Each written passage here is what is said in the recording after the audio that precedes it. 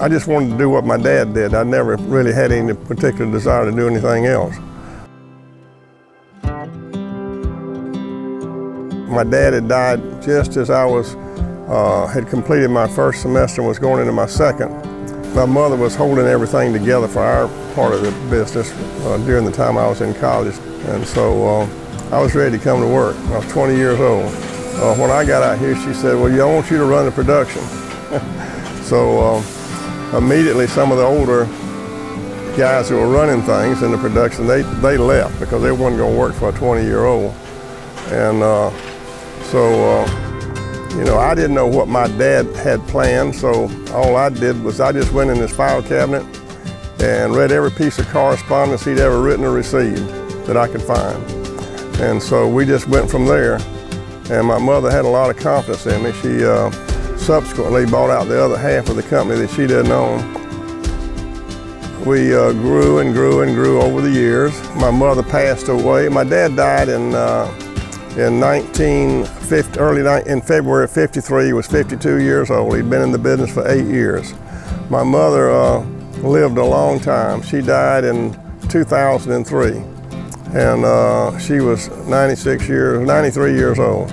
It got down to the point where my brother, my sister, and I each owned a third of the business. They wanted to sell out of the business, and in 1998, the business sold. There was part of the business that the buying company did not want, and I bought that half of the business, or the part of the business that they didn't want.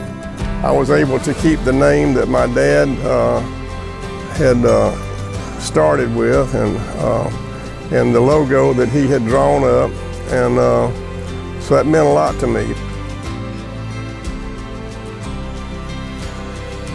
I'm very optimistic about the future. I feel just as optimistic, I think, as I did when I was 20 years old. And I love the business. I've always loved it. It hadn't been easy at times. It's been tough. We've gone through our tough times, but we've been able to persevere, and so I'm happy with the business. I've always loved the business, and I don't really want to do anything else. Don't ever plan to retire. I'm sure I'll be forced to one of these days, but I'm going to prolong it as long as I'm running late. I've always been late to about everything, every meeting anyway, so I want to be late to that final meeting as late as I can be. So,